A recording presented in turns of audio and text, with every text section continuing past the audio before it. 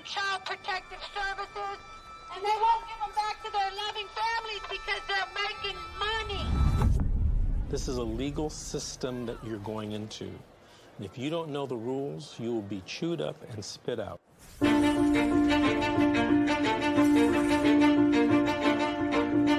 If I could say anything to a mother who just got their children detained, you're in a crisis. Yeah. Life feels like it's over. The most important thing is regaining custody of your children. The child welfare system at its core is designed to protect children who need protection, okay? And that's key, is who need protection. So social workers, out of fear, will remove more children rather than only remove those children that truly need to be removed. It's okay. It's okay. This isn't someone stole your car. Someone broke into your house. This someone took your child, your flesh and blood. It doesn't say on this order that it was not proven. It says untrue. I immediately knew that, okay, well, this ain't over.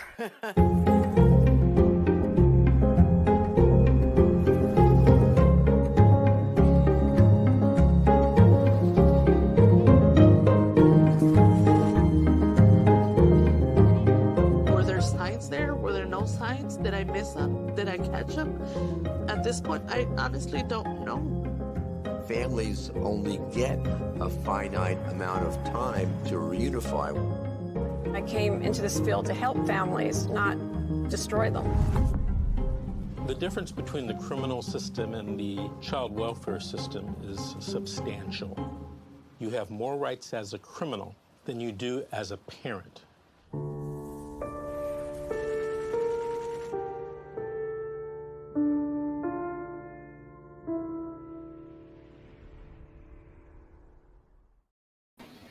Good morning, everybody. This is Fight CPS with Cassandra. I'm your host, Cassandra. Today I have a guest. And you want to introduce yourself? Hi, my name's Elena Maldonado. Okay. And today we're going to talk about some things that could help everybody out. I'm going to talk about some websites that I actually go to and find research and helpful things. And then we're going to have you tell a little bit about your story and what's going on with you. Or we could do, well, let's do that first. Let's talk about what's going on with you first. Well, I just want to say this. The best way to fight CPS is to never let them in your house. Unfortunately, I made that mistake. I should have made them come back with a warrant. I should have made them come with a warrant every time they came in. And I opened up the gates to hell. And now I have to find my way out of it. I was accused of lots of things with very little substantial truth. The investigator committed perjury on the stand. I was accused of being a substance abuse addict with no criminal record, no criminal history, no drug test. She lied on the stand and said that I refused to take a drug test, which was just an obnoxious lie. And I contradicted and I said, did you ever make a test? Did you ever make an appointment that I failed to show up to? And she had no response for that, obviously. And it's been 9 months now, and I haven't went to adjudication yet. And my lawyer was asking questions that were helping the CPS case rather than represent me. And it's very difficult to find lawyers that help you because they want these cases to go on for years when they shouldn't. Mm-hmm. And, right now I'm pretty certain I'm going to represent myself, as scary as that may sound. But at least I know I'm not there because I'm getting paid because somebody's in foster care. Yeah, that's that's right there, your average story for CPS, right? I feel you on that because it sounds exactly what they did to me, because I've never had any criminal charges ever, with especially to do with drugs or alcohol. but apparently I do drugs according to, like, see, this is what happened to me. The girlfriend that got caught with my baby's dad told them that I was on drugs, but that's a credible witness for sure. Like, you know, because she's on drugs herself. Like, but that's a credible witness. Yeah, they do things. My public pretender won't even file a 388 for me. Isn't it the petition to get your children back? Yeah, she won't even file it for me until I finish the substance abuse classes and the NA meetings that I don't need to go to. And she won't even file it for me. She said, I'll assist you filing it yourself. I'll show you what to do, but I'm not going to do it for you. Well, I just want you to know I've done my research, and tomorrow I'm going down to the courthouse to subpoena everyone. Oh, and I'm also bipolar, and they're using my mental illness against me. And I've had several evaluations, and according to them, the judge is not going to accept them because these evaluations don't play into their narrative that I'm emotionally incompetent and that I can't be a parent. They're like, she's fine, she's normal, she takes her medication, she can do this. And they're really looking for a negative mental health assessment. And that's the reason why I had to move, was one, for personal dilemmas in my life, but also to get away from the clutch of corruption that I was in. Like, I can't expect, like, I don't want to be dealing with social services in Durham anymore. I want to be in a totally different county, 200 miles away, as far as I can go. I would have left the country if I could have, you know? And it's hard because you get less visits with your son, but I would definitely, or your kids, but I would definitely recommend it if it really comes down to a corrupt system that you need to escape, you know? Yeah. The, see, like, I was doing classes on the website that I do for CapLearn.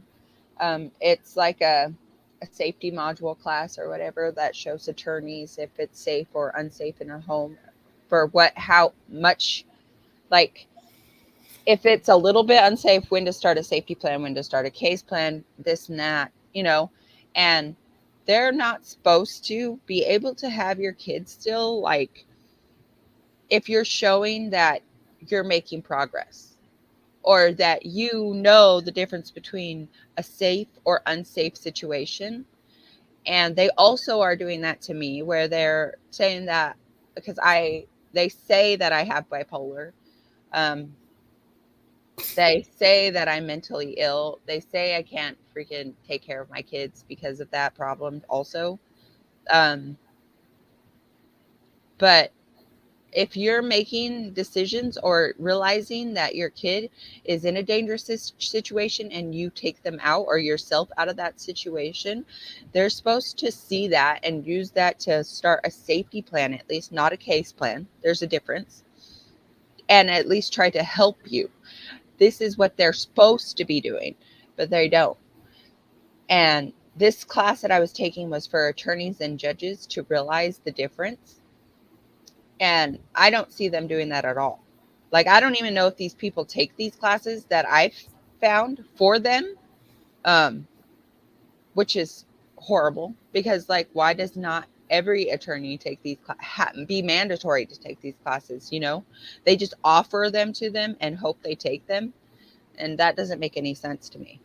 Because if I can go on there and take it, you know, I, as a parent, can go onto their websites and sign up to be part of these websites and then take them myself.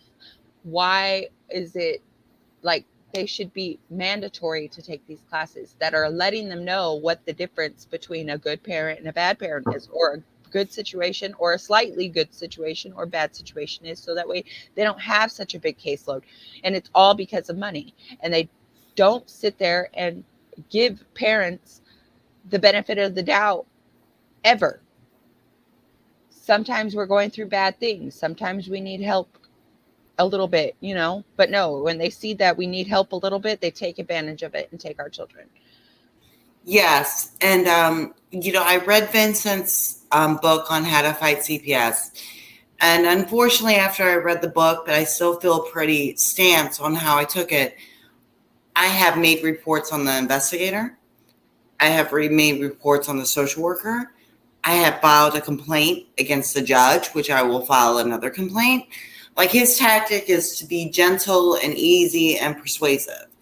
Well, I'm not trying to be right. I'm trying to get my kids back. This is not about me being right. But let me tell you something, Cassandra, and I hope you stay with this. I hope they started a battle that you will finish. And that's not with just getting your kids back. This has encouraged me to go to law school myself. I am not going to be happy until these people are brought up on kidnapping and human trafficking charges for the thousands of kids they have done this to. Yeah. Maybe then I will feel a moment of happiness. Yeah, I feel the same way, because I've actually started studying some law things too as starting this show. And also that, yeah, like it's not even about being right. And it's not about like, I want my kids back. I want to get my kids back. But then I also sit here every night and think about everybody who's on my show or everybody who's dealing with this right now. Like, these people shouldn't be doing this. This is not right. I care about every single person's kids too. Like you said, like, until they get shown that everybody knows about your freaking secret. There's just like, they brainwash people to make them think that this is a good system, or they try to do like little things to show like, oh, this is how the system's working. Until it happens to you, you don't know. You don't know that it's not like that, because they have like these special little reunification month and foster care awareness month. And, oh, we do kinship and we do this and we do that. But then when people sign things into law, like governors or any of the government sign things into law or whatever, there's fine print. They show like to the public, oh, this is what we're doing for the foster care system. But somewhere in that bill, there's something that's contradicting what they're doing. Well, I've actually called CPS on CPS, and I'm going to go down tomorrow and subpoena the CPS records. And maybe that's the fine artist in me, but I have reported them for human trafficking, cruel and unusual punishment towards a toddler. And my whole point is, and I'm going to keep calling. Maybe I'll call when I get there. I have nothing else better to do. I don't have my child. All I do is work, and I come home to an empty home. I can pick up the phone like someone picked up the phone on me. And I'm going to subpoena all these CPS records, and I want to see if my calls are being recorded and logged. And I'm making CPS reports on the CPS workers. So are they immune to their own policy and procedure? And human trafficking is a pretty serious charge. You know what I mean? So, as far as trying to be persuasive with these people, like my particular judge, we were doing the online cases. Somebody lost custody of their kid. They were adopted out. And all he wanted to do was write them letters to let them know that he loved them. She denied him that. So me trying to cater to whatever soft spot this judge has in her heart is just not happening. It's not there. And this is also the same judge that allowed the investigator to petition with no substantial evidence to even come take away my child. So I'm going to follow up with another complaint. The same way my kid would kick and scream for me, I'm going to kick and scream for him. You know what I mean? Yeah. I'm going to keep complaining. I'm going to keep calling CPS, which I know it's not going to do anything. But the whole point is I want these records. And I think it will be really interesting when I go into court and I'm being like, okay, so I had 10 CPS cases because somebody kept calling. Well, I called on you 15 times. How many CPS cases do you have? Oh, you don't have a CPS case because you're impugnative to your own rules and regulations. So you can be accused of human trafficking and nobody pulled you aside at work to say, let's discuss this. So I'm not trying to persuade them. I'm playing hardball, and I'm playing really, really hardball. And I would suggest, with what you told me about your personal story, to definitely come up with some concrete evidence, file complaints against the investigators, file complaints against the social workers about where they're placing your kids. Do they need to be in these places? Why are they not in more happier homes? You know what I mean? Yeah. The reason why they put them in group homes and therapeutic group homes at that is because they make more money that way. I know they do. Since the First Family Prevention Act started, like they gave all the states 2 years to try to figure out what to do, because Donald Trump, he signed this First Family Prevention Act into law, and it's where it like cuts funding down towards foster care, so that way that the CPS is supposed to like kind of prevent them from going to foster care. Now he tried to stop them from getting so much money. Well, the thing is, it gave him 2 years to try to figure out. I feel like they had that 2 years to try to figure out loopholes on how to still get funded. See, so when they diagnose our kids with mental illness or any kind of behavioral problems, they put them in these therapeutic group homes. And that's what's still being funded, is the therapeutic group homes, not foster parents, not regular foster care. They only get funded for a certain fine amount of time. And now they're trying to put them in all these group homes, and plus kids that are on medication and have behavioral issues, they get more funding for it, because they need therapists and medication and doctors and group therapy and all this other stuff. So they're getting all money for all these people, and that's why they misdiagnose our kids. Because I feel like they misdiagnosed my daughter. Actually, both of them. They're trying to get both of them on medication right now. Oh, I know they are. I'm probably the most expensive medication on the market. You see, what people don't understand is this is taxpayers' money. Okay, they're using the wealth of our country. Like, theoretically, CPS is a beautiful thing. We stand up for the rights of children. We make sure they're safe. We make sure they're not getting beat up every night by their parents. You know what I mean? We put them in safe homes. But someone decided, hey, why don't we use this, the wealth of our own country, to protect our youngest citizens as a way to make an uncapped, limited amount of billions, if not trillions of dollars a year. And that's where they're going to take it to. And I guarantee you, even with one case, you can pick up 25 people on Section 8, food stamps, Medicaid, everything. Even with one case, those 25 people together, I seriously doubt if it would cost as much as one kid in foster care.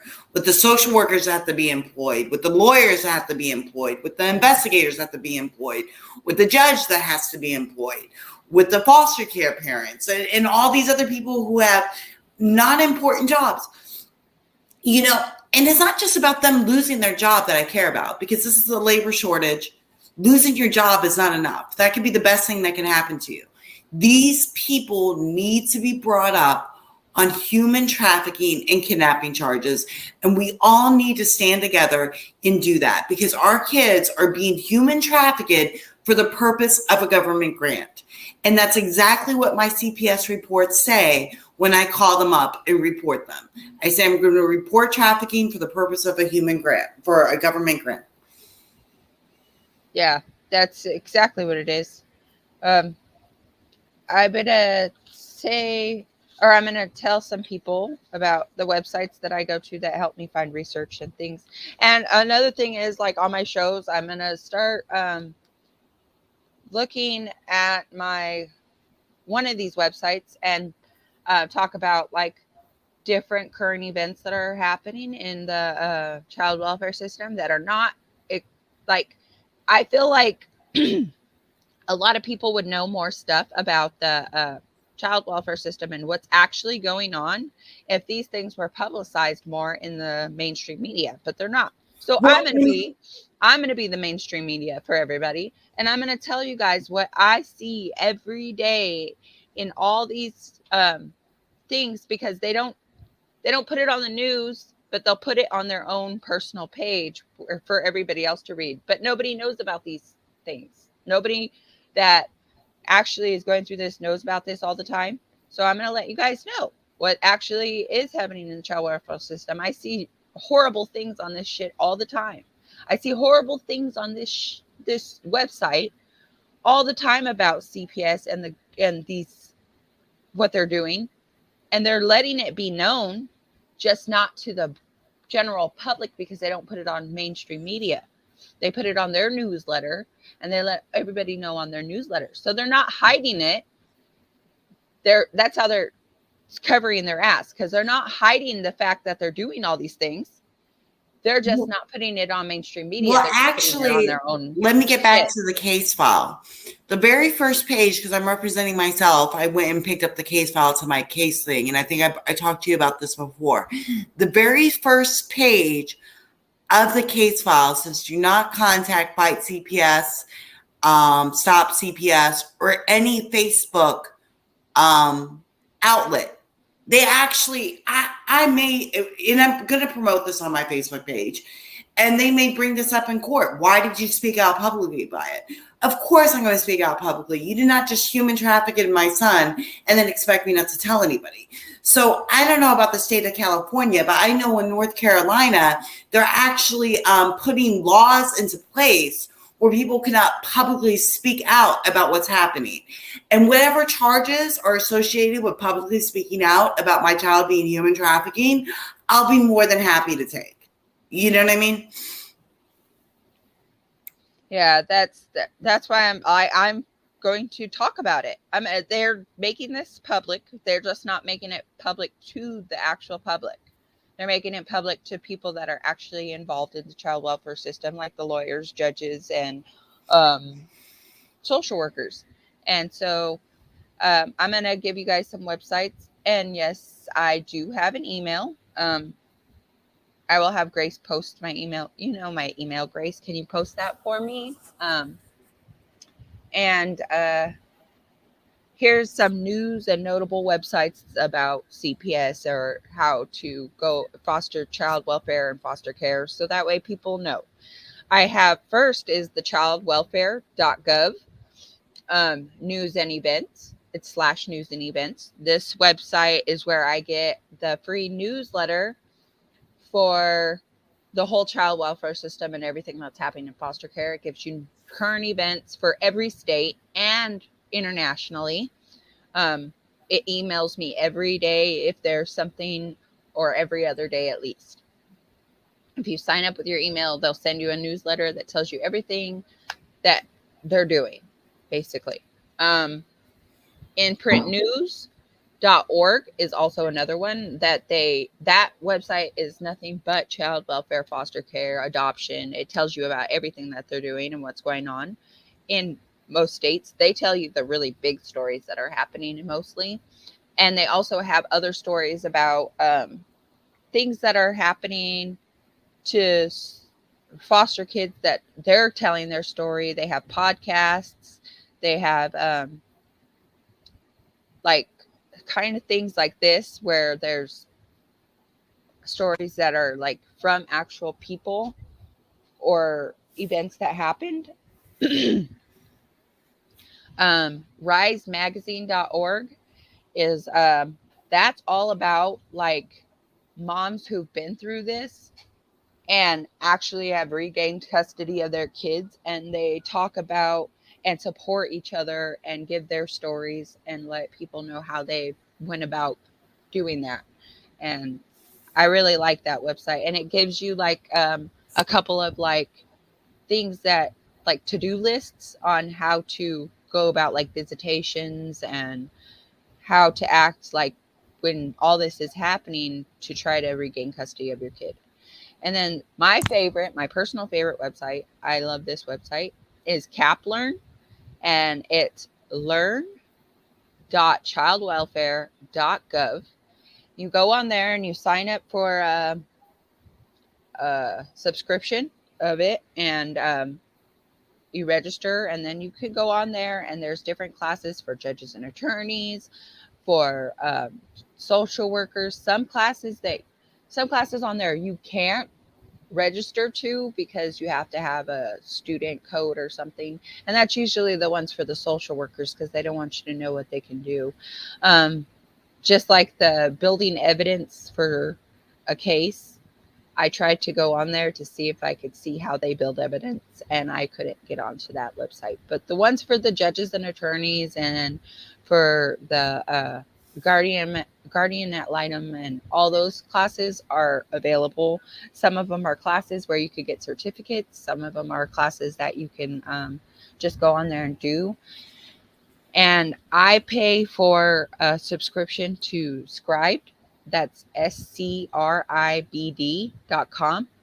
For $11.99 a month. I pay for it because I love that website. It gives you books, podcasts, documents, and stories. If you type in like corruption and child welfare, it gives you books from authors. It's like a library of everything for that. And I've been reading how to represent a child or how to represent a parent in child welfare, Torn Apart, all those kind of books. And I've been reading them, and they give you like a free month trial, I think, or a free week's trial. And some of the documents and stuff that you could actually download as PDFs. So you can have that little bit of time to download a whole bunch of information that you need if you want. Well, definitely send that to me in the texts, because I wasn't able to write that down. Mm-hmm. But what I want to learn about is how we can somehow trigger an internal investigation. Like, I've been Googling it myself and I haven't had any luck. And I called this one hotline and I was on hold 45 minutes, like twice. But there has to be some type of global community that overlooks human trafficking. Because I'm not going to get over this. I know as parents, we got to fight back. And as parents, we got to bow down to the system and say, yes, I'm Mrs. Perfect. I was a lost soul. And then you came and saved me. Can I have my child back?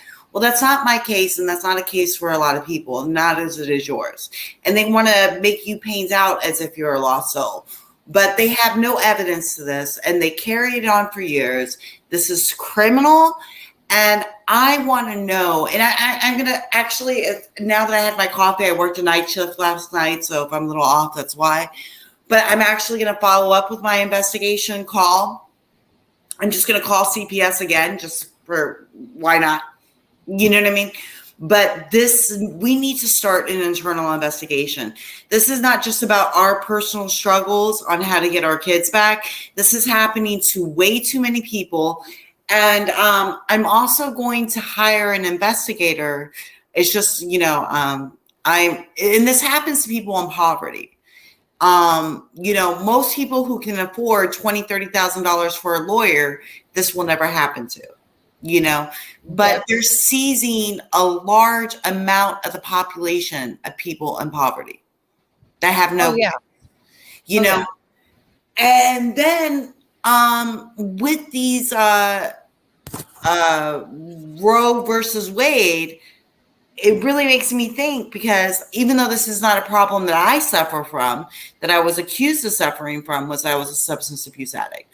Well, with this Roe versus Wade law, so let's say you were a substance abuse addict. You're like, damn, I'm pregnant. I can't be a mother. I have problems. Let me go get an abortion. You're going to be denied an abortion. But at the same time, as soon as you give birth to that child and they test positive for any type of substances in your body, you're not going to be legally able to take that child. So at this point, they're actually forcing us to breed for the foster care system. Yeah, that's how I feel too. I totally feel you on that. Like, I feel like they're just doing this to get more kids so that way they can do more things. Like they're running out of kids to take or something, Yeah. Which they're not, but they're going to make it even more so they can just swim in the dough, I guess. Like that. Yeah, there's no cap to it. It's $12 billion. And that's why they made it a state-by-state thing, because CPS is also a state-by-state thing. So, like, in order for them to do this kind of stuff, Exactly. That's exactly what they're doing, because they made it state by state. Like, since it's like CPS is state by state. So that's why there can't be a national thing. There is against one, because it's different organizations in each state. It's not the same throughout the government, even though they're getting funded through the government. And that's why we can't do a global thing or a national thing. And they know that. And that's probably why. But I would say at this point, Cassandra, play hardball. They're playing hardball with you. Make a complaint against the judge. Just go down to the county clerk's office. Get your case file. Just pick up your case file. You're in the case. Even if you're not representing yourself, go make your case file. And you are smart enough to figure out how to get that 388 petition to get your child back. And a subpoena, that's some big legal word. A person with a 5th grade education can go fill out a form to get a subpoena. You know what I mean? So, I know it's hard I know it's scary to represent yourself. And I know that Vince doesn't necessarily support it. However, when the person representing you is getting paid for the simple fact that your child has been seized, like, I kept talking to my public defender and I gave her one last chance. I said, look, are we getting this dismissed? We're at the process where this can get dismissed. Mm-hmm. They have no proof. I have urine test. I have hair strand test. I have everything. I have a psyche eval. I have parenting classes. I have everything to say that this is not substantial, right? Why can't this get dismissed? And she was just like, no, I want it to go to adjudication. In other words, she wants me to be in the same battle you were in for years fighting for my kid. And I just refuse. I refuse to let that happen. And I'm not going to sign a case plan to things that I'm not guilty of. That's like saying, just take a plea for murder and maybe you'll get out in a few years. Or maybe you'll do 15 rather than 30. Yeah. You can't do that. Like, I went to court the other day and I actually seen my experience kind of right in front of my eyes, because I seen these parents going through exactly what I went through, the first court date I went to. And the first thing I told them was to contact a lawyer immediately. Do not, because his wife was telling him, just do what they say, just do what they say, just do what they say. And then he's all like, no, fuck this. I'm not going to do what they say. Right. And then I was all like, don't do what they say. I butted in and I was rude, kind of because I butted in their business. But I was like, do not do what they say. Get a lawyer immediately. I gave him Mr. Davis's number. I gave him the website to our show. I gave him his book that I got emailed the first time I contacted Mr. Davis. I was like, no, do not do that. I'm begging you guys. If you guys want your kids back, do not do what they say. Do not follow along with what they say, because they're just trying to get you into a trap. That's all it is a trap to get you stuck. And everything they're asking of us is bullshit. It's a cookie cutter plan. And the lady that actually is helping me, who was an ex-social worker, she says that they tell them at the beginning, don't do cookie cutter plans. And by the time they get into there and actually become a field social worker, they're all doing cookie cutter plans, where they see the same thing, apparently, or get the call for the same thing, and they go in there and they do the same exact thing. And they treat us all the same. They treat us all guilty before they even know anything. They treat us, our public defenders, see that our case file is cookie cuttered, and then they just follow by that. I also was told by her that, yeah, the judge has nothing to do with anything. She told me this personally. The judge does not have any, he just goes by what the social worker says. And like Mrs. G said on one of our shows, they might as well have the black robes on, because the judge is just there to make sure everything goes okay and to tell the whoever like, okay, yeah, that's what I want to do. But the social worker is really the one that's telling the judge what to do. Yeah, I went to court for 9 months, and they only heard from me for less than 20 minutes. I literally had to sit through hours and hours and hours of testimony, just complete and total perjury.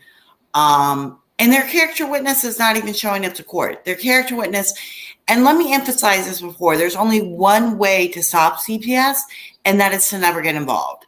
And that doesn't mean nobody's ever going to call on you or your kid's never going to go to school with a bruise. But I can't emphasize this enough. Do not allow anybody, a police officer, a CPS worker, a school teacher, anybody to enter your apartment without a warrant. That is your constitutional right. And if they may go down to the police station and wait 2 to 6 hours to get a warrant. But you know what? The next time Sim, Jam, Joe, whoever has a personal problem with you and wants to pick up and call CPS, they're not going to go sit down, because somebody kept calling every day on me. They had nothing else better to do. So they kept calling. And I literally had a CPS worker at my house every day. Okay, sure, come inside. I'll open up the door. I have nothing to hide. I'm a good parent. That was the worst thing I can do. And when you open up those doors, you open up the doors from hell. So if a CPS worker comes to your house, you do not have to open up the door. Let them come back with a warrant. Let them come back with a warrant. Put them through that policy and procedure before opening that door to our house, because neither me or Cassandra would be in this situation if we did not give them easy access to our home. But now what do we do? Yeah, that's true for most people. I actually, to tell you the truth, I wasn't even there when they came. They got taken from my baby's dad. So, and he was already doing bad things that I didn't know about, or I would have took my kids out of that situation. He was doing bad things, and they had a warrant, and they busted down his door, and arrested him for doing whatever he was doing, and that's why my kids got taken. And then when I tried to find out where my kids were, it was a holiday weekend. So I had to wait until Tuesday and they got taken on Friday, and I had to wait until Tuesday in order to talk to anybody.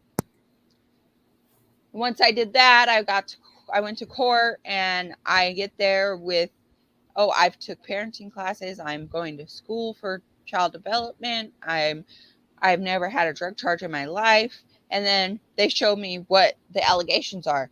I abuse my kids. I abandon my kids. I do drugs, I beat them, and I'm like, what? First of all, you should have been a safety plan. If they were taken from the father, the first person they should have reached out to was the mother to see if they could have been placed with you. Exactly. A CPS worker should have been at your house within the moment they see those kids and knocking on the door and say, do you have stable housing? And if you don't have stable housing, let's get you into a center or something that accepts children that we can put there with you. Yep. You know what I mean? And they want this to go on for years. There's people who are literally being robbed their children's childhood. Yeah, I didn't have my kids through that little half of their childhood that they have. Now they're teenagers, and now I'm dealing with this with teenagers, and my kids want to come back to me. They want to come home. They want to do all this. My kids never had a problem with me, and they don't say that they were ever abused with me. But the child welfare or fucking CPS or whoever insists that they were in danger with me, which is funny to me because CPS was called on me before this situation happened where they actually got taken from their dad, and the CPS's workers walked away laughing at one point. They got proven wrong for their allegations, and that was it. So I've had CPS called on me, and it shows that nothing has been wrong those times that CPS was called on me and they walked away.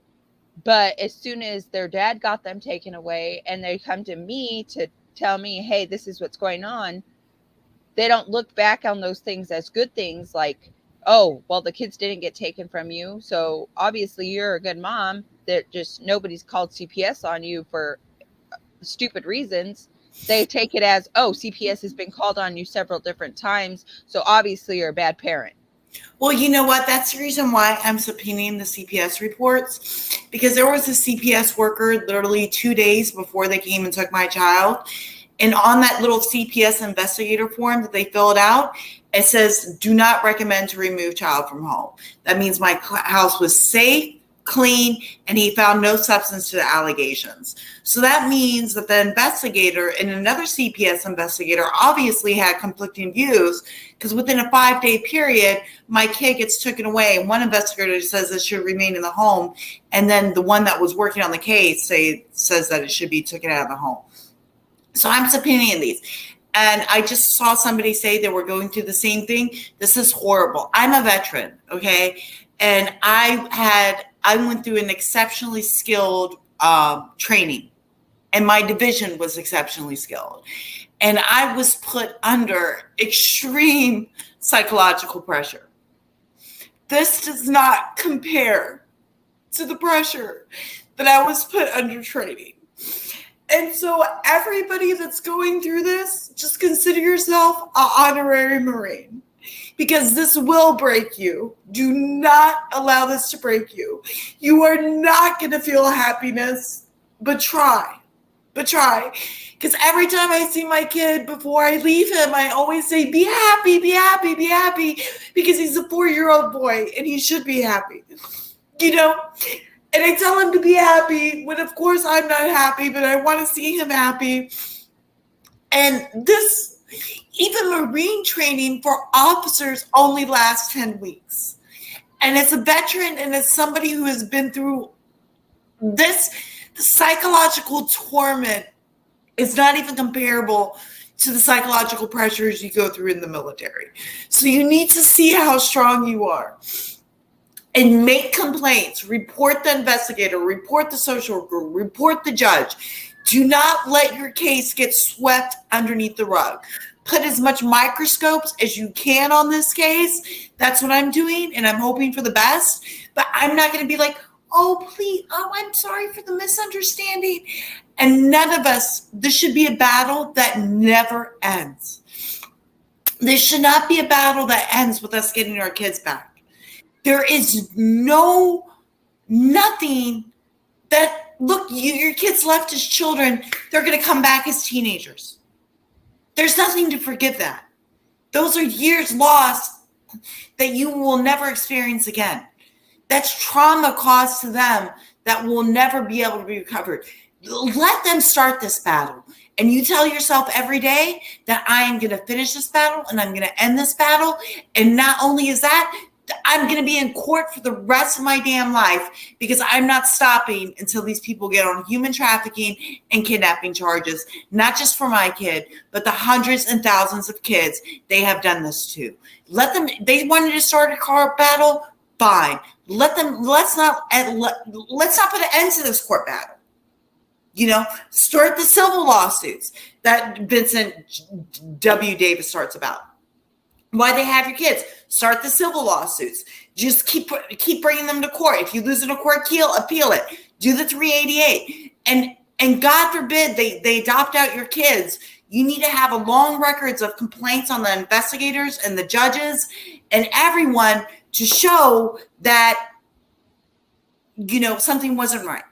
Yeah. You can't just go along with the system and then think they're going to give you your kid back, and then they don't, and be like, oh, well, this wasn't fair. So report the unfairness immediately, you know? Yeah. We need a paper trail. Like, you always need a paper trail. Evidence, evidence, evidence. Mr. Davis says this all the time. Have evidence and make sure it gets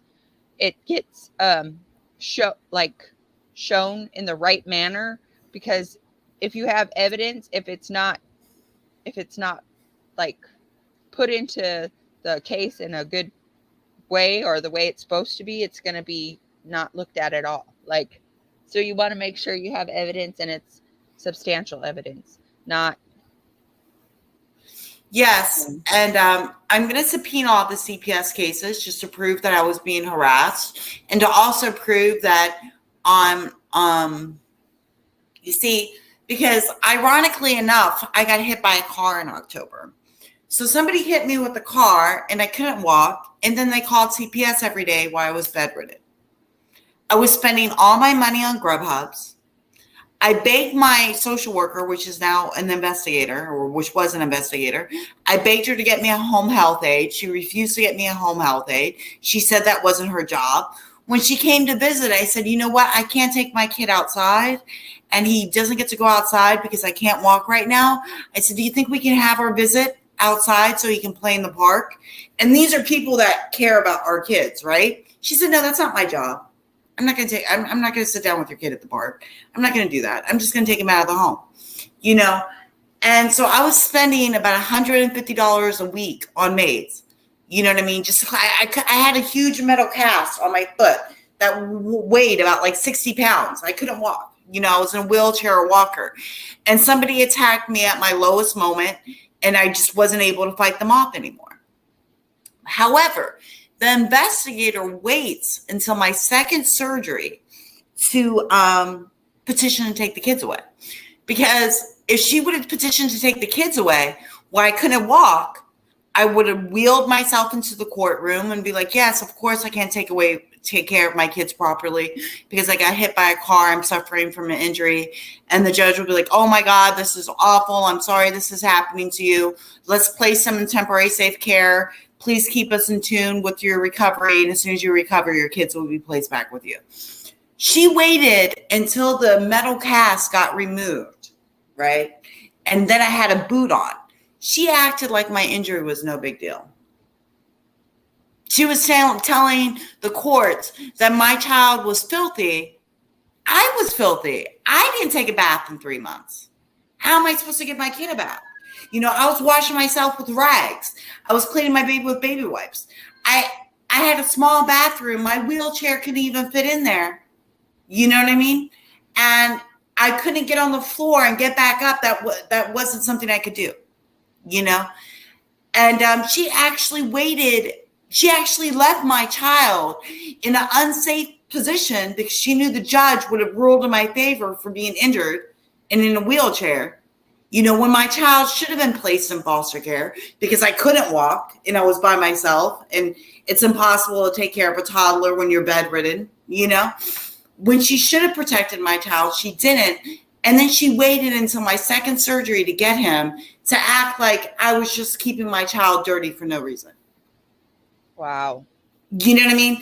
Yeah. And I'm going to bring that up and I'm going to say, you know, why is it that when I was bedridden and I couldn't walk and it took me 20 minutes to come answer the door and you knew I was all alone, why didn't you petition to get him out of the home then?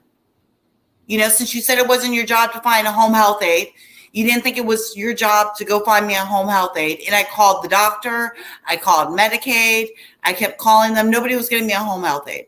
There's no civilized country in the world where someone gets hit by a car and doesn't have a home health aide, and then their kids come to get seized. Like this doesn't happen anywhere but in America. And I want Vincent to I want to keep complaining, and I want to keep complaining to the right people and keep making my CPS reports on CPS, to keep the Department of Human Resources in your state. That's who you make the complaints about on the investigator. And, you know, I'm just going to fight for my kid like the way I know he would fight for me. You know, I'm going to be that screaming toddler saying, no, you're not just going to come take my kid, you know? Yeah. And what even blows my mind, you said you were a veteran. Yes, I was in the Navy. Yeah. You've actually been part where you fought for this government, right? I fought for the Constitution, actually. Yeah. A lot of people think when you take an oath, like when you join the military, they actually bring God into it.